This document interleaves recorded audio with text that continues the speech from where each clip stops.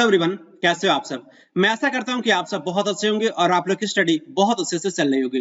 Discuss करेंगे आज की इंपॉर्टेंट वीडियो में rapid fire session set number 16 top 25 previous year question का एक प्यारा सा वीडियो। एसएससी सीजीएल टायर 1 2023 का एग्जाम्स बेसिकली आपका 14 जुलाई से स्टार्ट हो रहा है। मैं पूरी कोशिश कर रहा हूं अधिक से अधिक सेट इस पर्टिकुलर चैनल पे अपलोड कर सकूं। जितना भी मुझे टाइम मिलता है अपने क्षमता के अकॉर्डिंग मैं इस पर्टिकुलर चैनल पे वीडियो अपलोड करता रहूंगा। बेसिकली आपका एसएससी सीजीएल टायर 1 2023 का एग्जाम्स बेसिकली आपका 27 जुलाई तक बेसिकली चलने वाला है। तो मैं पूरी कोशिश करूंगा कि लास्ट मोमेंट तक मैं आपके साथ रहूं, आपको एग्जाम से जाने से पहले मैं आपको कॉन्फिडेंस दे सकूं।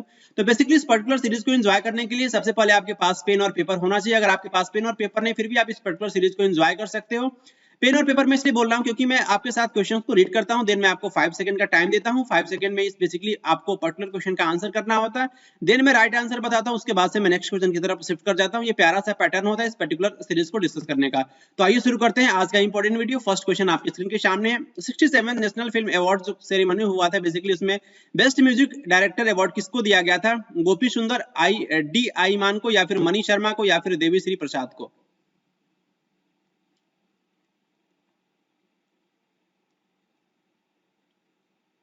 67 नेशनल फिल्म अवार्ड में basically best music director award दिया गया था डी मान को। ऑप्शन सेकंड आपका करेक्ट हो जाएगा। इसमें से आपको बताना है कि नैरो मनी किसे कहते हैं? M1 M2 M2 M4 M3 M2 या फिर M1 M4?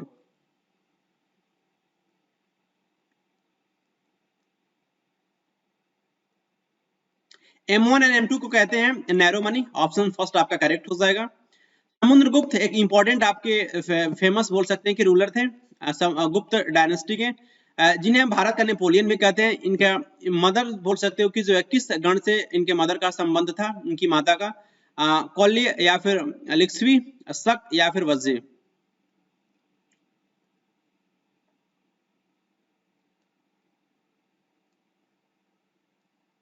समुद्रगुप्त की माता का संबंध था बेसिकली लिक्ष्वी गण से। ऑप्शन सेकंड आपका करेक्ट हो जाएगा। पद्मा सुब्रमण्यम बेसिकली आप एक्सपोनेंट है किस पर्टिकुलर इंडियन डांस फॉर्म के? कथकली, भारतनाट्यम, कथक या फिर मोहिनीअट्टम?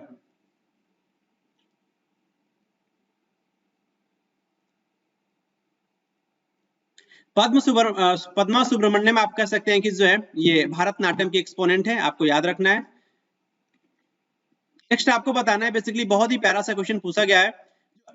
आपका ये अर्थ का जो आउटर मोस्ट लेयर होता है जिसे हम क्रस्ट के नाम से जानते हैं, बेसिकली आपको ये बताना है कि ये बेसिकली आपका लेस देन कितना परसेंट होता है अर्थ के मास के। क्लियर? जैसे ये आपका ये जो ओशियनिक क्रस्ट होता है उसके साथ साथ कॉन्टिनेंटल क्रस्ट होता है, और ये ऑफन बोल सकते हैं कि आपका ये मोर वन और मोर बोल सकते हैं कि जो है ये आपका फेल्सिक रॉक से मिलकर के बना होता है। तो आपका इसका परसेंटेज बताना है। अर्थ के एटमॉस्फेयर का जो फर्स्ट लेयर आपका क्रस्ट होता है वो आपका कितना परसेंट आपका लेस होता है, परसेंटेज ऑफ द अर्थ मास?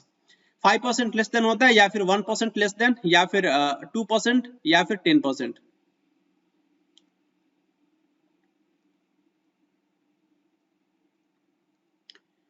जो अर्थ का जो आउटर मोस्ट लेयर है बेसिकली आपका क्रस्ट जो होता है ये बेसिकली आप कह सकते हो कि जो है लेस देन 1%, लेस देन 1% आपका अर्थ के मास के अकॉर्डिंग होता है। क्लियर?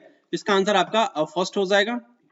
नेक्स्ट आपको बताना है कि सुप्रीम कोर्ट बेसिकली अलाउ करता है जो भी आपका ये समझौता करता है बेसिकली आपका ये सेंटर और उसके साथ साथ स्टेट के बीच में, और उसके साथ साथ दो स्टेट के बीच में जो डिस्प्यूट होता है, जो विवाद होता है, वो बेसिकली इस सुप्रीम कोर्ट के किस जुरिस्डिक्शन के अंदर आता है? एपलीट जुरिस्डिक्शन के अंदर, या फिर एडवाइजरी जुरिस्डिक्शन के अंदर, या फिर रिट, या फिर ओरिजिनल जुरिस्डिक्शन के अंदर? बताइए।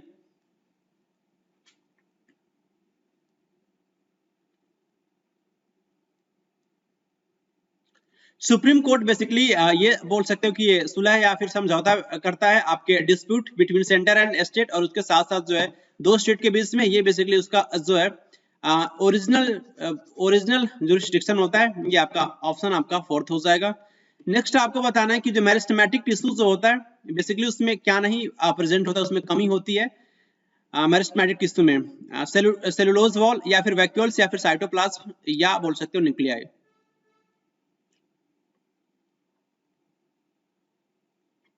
मेरिस्टेमेटिक टिश्यू के सेल में बेसिकली आपका एब्सेंट होता है वैक्यूल्स। ऑप्शन सेकंड आपका करेक्ट हो जाएगा। अपर पोर्शन जो होता है मेंटल का उसे हम किसके नाम से जानते हैं? लिथोस्फीयर, स्ट्रेटोस्फीयर, मेसोस्फीयर, या फिर स्टेनोस्फीयर?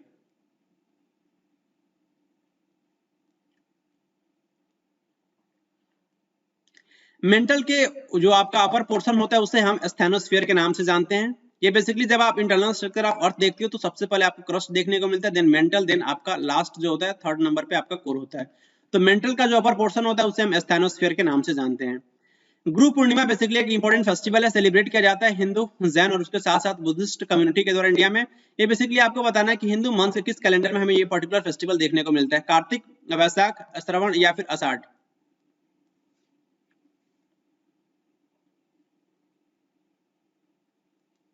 गुरु पूर्णिमा फेस्टिवल हिंदू मंथ के आषाढ़ बोल सकते हो कि मंथ में हमें देखने को मिलता है, हिंदू कैलेंडर के आषाढ़ मंथ में।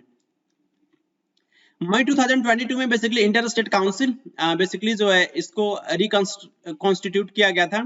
ये बेसिकली आपका ये सपोर्ट करता है कोऑपरेटिव फेडरलिज्म को, प्रमोट और उसके साथ साथ सपोर्ट करता है कोऑपरेटिव फेडरलिज्म को।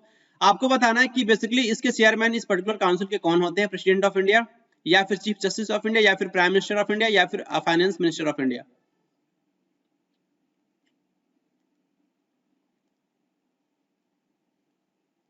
इंटर स्टेट काउंसिल के आपके चेयरमैन होते हैं prime minister of India, option third आपका करेक्ट हो जाएगा। नेक्स्ट आपको बताना इसमें से कौन सा फेस्टिवल जो बेसिकली अरुणाचल प्रदेश में सेलिब्रेट किया जाता है, हॉर्नबिल फेस्टिवल, अंबुबासी। अंबुबासी बेसिकली आपका फेयर होता है, अंबुबासी मेला, या फिर बांग्ला फेस्टिवल या फिर Solang festival.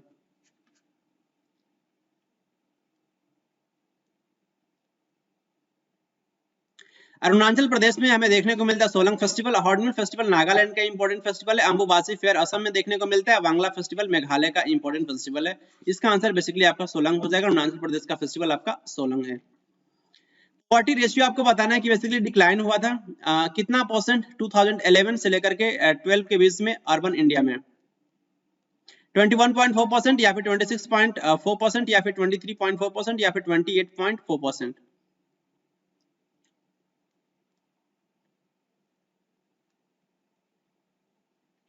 Poverty ratio basically decline हुआ था 2011-12 के बीच में अर्बन इंडिया में 26.4%, ऑप्शन सेकंड आपका करेक्ट हो जाएगा।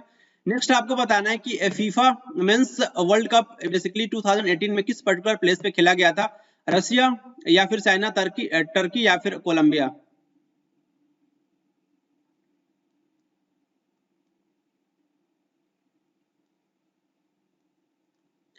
FIFA men's world cup basically खेला गया था 2018 का रशिया में, रूस में, ऑप्शन फर्स्ट आपका करेक्ट हो जाएगा। नेक्स्ट आपको बताना है कि हिस्ट्री ऑफ ब्रिटिश इंडिया एक जेम्स मिल के द्वारा जो एक मैसिव 3 वॉल्यूम वर्क को पब्लिश किया गया था, किस पर्टिकुलर ईयर में, आपको उस पर्टिकुलर ईयर का नाम बताना है, 1815, 1807, 1805 या फिर 1817।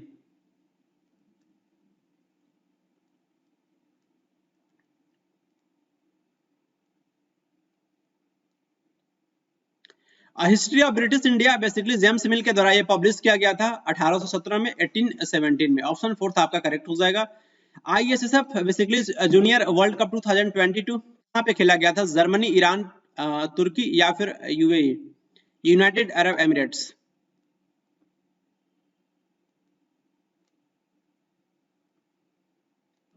ISSF basically junior world cup 2022 held किया गया था आपका जर्मनी में, ऑप्शन फर्स्ट आपका करेक्ट हो जाएगा। कितने आपके डेलीगेट्स पार्टिसिपेट किए थे first session of Indian national Congress 1885 में, बेसिकली ये आपको देखने को मिला था, 62, 78, 68 या फिर 72।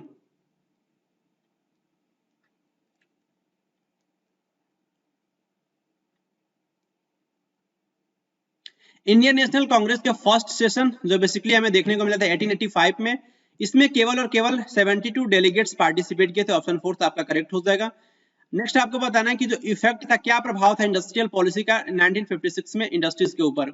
इंडस्ट्रीज बेसिकली उन्होंने स्टार्ट करी थी डाइवर्सिफाइड होना, या फिर इंडस्ट्री बेसिकली उसके पास सेल्फ सफिशिएंट कह सकते हो कि इंडस्ट्रियल गुड्स उसके पास था, और इंपोर्ट्स जो भी गुड्स होता था उस बोल सकते हो कि उसको प्रोड्यूस किया जा सकता है इंडिया के द्वारा, जो है इसको अवॉइड किया गया था, क्लियर है, अवॉइडेड।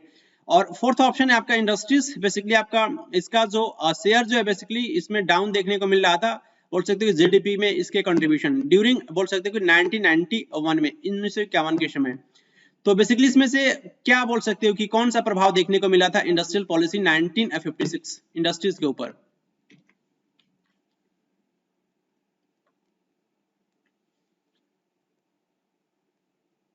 इंडस्ट्रीज में बेसिकली आपका जो डाइवर्सिफिकेशन स्टार्ट हो गया था, industries started to get diversified, option first आपका करेक्ट हो जाएगा।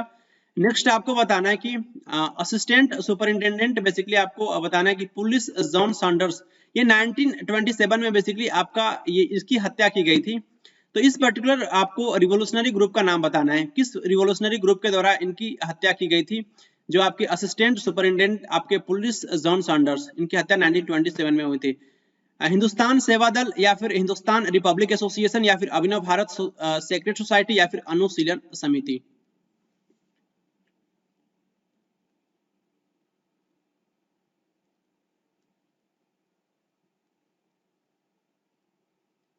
जॉन सैंडर्स की हत्या किया गया था बेसिकली हिंदुस्तान रिपब्लिक एसोसिएशन, ये आपका इंपॉर्टेंट ग्रुप के पर्सन के द्वारा ही किया गया था इनकी हत्या।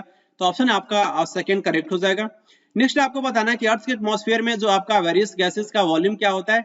20.95% आपका नाइट्रोजन प्रेजेंट होता है, 78.09% ऑक्सीजन होता है, 0.04% कार्बन डाइऑक्साइड और अदर ग्रीन हाउस गैसेज आपका जो है इसमें देखने को मिलता है। 10.95% नाइट्रोजन होता है, 88.09% ऑक्सीजन होता है, 0.09% कार्बन डाइऑक्साइड होता है और उसके साथ अदर ग्रीन हाउस गैसेज होते हैं। 10.95% नाइट्रोजन होता है, 78.09% ऑक्सीजन होता है और उसके साथ 0.03% आपका कार्बन डाइऑक्साइड होता है और ये अदर ग्रीन हाउस गैसेज होता है बाकी के बचे हुए।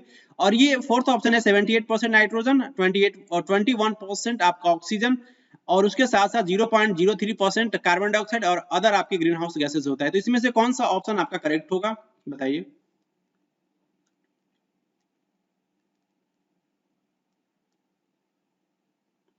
Option fourth is correct. Basically nitrogen का परसेंटेज एटमॉस्फेयर में कितना होता है, अर्थ के एटमॉस्फेयर में 78%, ऑक्सीजन 21% और उसके बाद से कार्बन डाइऑक्साइड 0.03% और other gases green house gases आप बोल सकते हैं बचे हुए। तो इसका ऑप्शन आपका जो है वो फोर्थ हो जाएगा।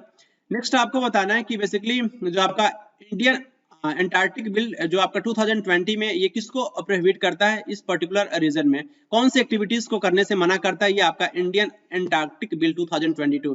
न्यूक्लियर एक्सप्लोजन या फिर बोल सकते हैं कि जो आपका introduction of non sterile soil, उसके साथ साथ आपका थर्ड ऑप्शन है कि discharge of garbage. Option first and second आपका करेक्ट है या फिर तीनों ही करेक्ट है या फिर केवल और केवल थर्ड करेक्ट है या फिर सेकंड एंड थर्ड करेक्ट है।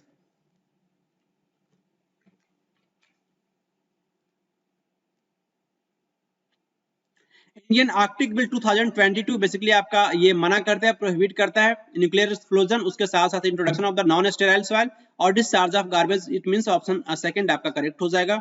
नेक्स्ट आपको बताना है कि ऑर्गेनिक केमिस्ट्री में इसमें से आपको किस एक बेसिकली इंपेरिकल रूल जो है बेसिकली यूज किया जाता है, ratio selectivity of the electrophilics addition reaction of the alkenes and alkynes.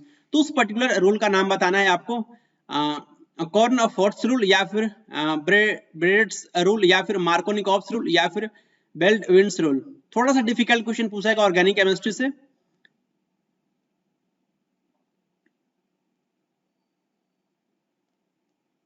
Yes, organic chemistry में बेसिकली आप कह सकते हो कि जो एम्पिरिकल रूल जो होता है जिसको यूज किया जाता है, ratio selectivity of electrophilics addition reaction और उसके साथ साथ ये बेसिकली एल्केन्स और एल्काइंस का ये आपका इलेक्ट्रोफिलिक एडिशन रिएक्शंस होता है। तो ये बेसिकली आपका मार्कोनिकॉप्स रूल होता है। जब मैं इस पर्टिकुलर वीडियो का एक्सप्लेनेशन डिटेल में डिस्कस करूंगा तो मैं आपको बताऊंगा कि क्या होता है आपका Markovnikov's rule, anti Markovnikov's rule क्या होता है। ऑर्गेनिक केमिस्ट्री का एक बहुत ही बोल सकते हो कि एक इंपॉर्टेंट कॉन्सेप्ट हमें देखने को मिलता है।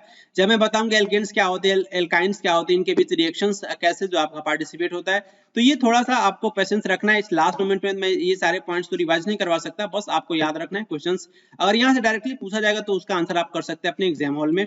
नेक्स्ट क्वेश्चन की तरफ मूव करेंगे। इसमें से कौन सा क्रॉप जो है बेसिकली आपका जिसमें बोल सकते हो कि आवश्यकता नहीं होती है हाई रेनफॉल और उसके साथ साथ हाई टेम्परेचर की, राइस, जूट, मेज या फिर कॉटन।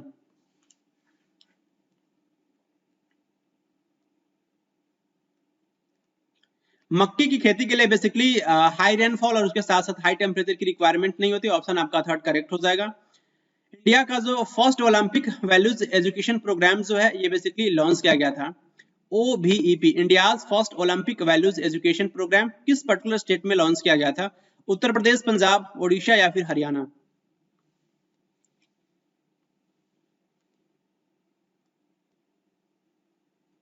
इंडिया का first Olympic values education program OVEP basically launch किया गया था ओडिशा स्टेट में, तो ऑप्शन थर्ड आपका करेक्ट हो जाएगा।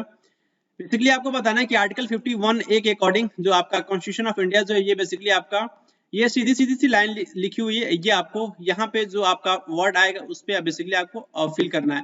तो मैं रीड कर रहा हूँ, it shall be the duty of the every Indian citizen to abide by the what constitution, secularism, socialism, democracy and respect its ideals and institution.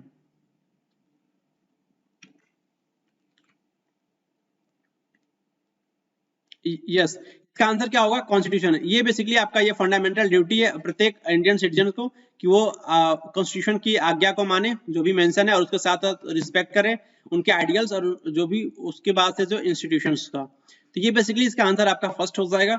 Next और लास्ट क्वेश्चन बोल सकते हैं इस पर्टिकुलर सेट का। आप सबको बताना है कि जो आपका मानस बायोस्फीयर रिजर्व जो है बेसिकली किस पर्टिकुलर स्टेट में लोकेटेड है? आपका त्रिपुरा, मणिपुर, मेघालय या फिर आसाम? मानस बायोस्फीयर रिजर्व बेसिकली आपको देखने को मिलेगा असम स्टेट में। इसी के साथ टॉप 25 प्रीवियस ईयर क्वेश्चन का एक प्यारा सा रैपिड फायर सेशन आपका सेट नंबर 16 कंप्लीट होता है। मिलेंगे आपसे नेक्स्ट वीडियो में, तब तक के लिए खुश रहें, प्रसन्न रहें। Thank you very much.